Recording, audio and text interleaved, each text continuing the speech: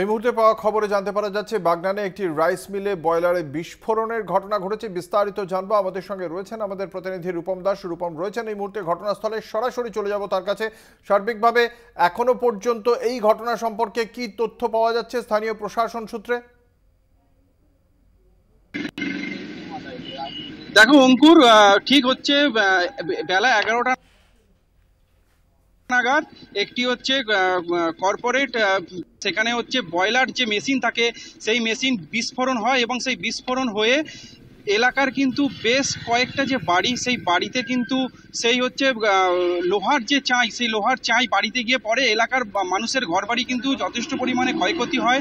এর পাশাপাশি এলাকায় কিন্তু ঘটনাস্থলে কিন্তু বাগনান থানার পুলিশ এবং দমকলের কর্মীরা তারাও কিন্তু এসেছেন এই মুহূর্তে। অঙ্কুর, এখন কি এই যে বিস্ফোরণের ঘটনার পর এখন কি ওখানে পরিস্থিতি স্বাভাবিক, সম্পূর্ণ নিয়ন্ত্রণে আনা গেছে? কোনো আগুন জ্বলে গেছিল কি এই বিস্ফোরণের ফলে?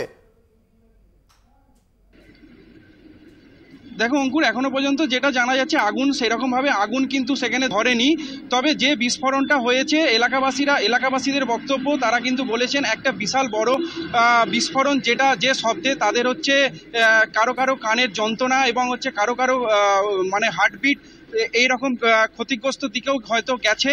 পাশাপাশি কারখানায় হচ্ছে সেই সময় যখন বিস্ফোরণটা হয় সেই সময় কিন্তু 10 জন শ্রমিক সেখানে কাজ করছিল, তার মধ্যে 8 জন শ্রমিক তারা কিন্তু গুরুতরভাবে আহত হয়। তাদের মধ্যে 6 জনকে বাগনান হসপিটালে চিকিৎসাধীন করে ছেড়ে দেওয়া হয় এবং বাকি 2জনকে, তার মধ্যে একজন মহিলা এবং একজন পুলিশ, তাদেরকে উলুবেড়িয়া হসপিটালে স্থানান্তরিত করা হয়। অঙ্কুর, হঠাৎ করে এই বিস্ফোরণের কারণ কি? প্রাথমিক তদন্তের পর কি বলছে ওই রাইস মিল কর্তৃপক্ষ বা তদন্তকারী সংস্থা? দেখো এই মুহূর্তে এলাকাবাসী এবং কর্তৃপক্ষ ওদের যেটা দাবি, বয়লার যে মেশিন কয়েকদিন বহুদিন থেকে হয়তো সেগুলো সারানো হয়নি বা সেগুলো হচ্ছে কোনো রকমভাবে হয়তো অকেজো হয়ে পড়েছিল বা সেগুলো সিস্টেমের বাইরে চলে গিয়েছিল, সেই থেকেই হয়তো আজকের এই বিস্ফোরণ। অঙ্কুর, ধন্যবাদ। আমাদের সঙ্গে ছিলেন আমাদের প্রতিনিধি রূপম দাস।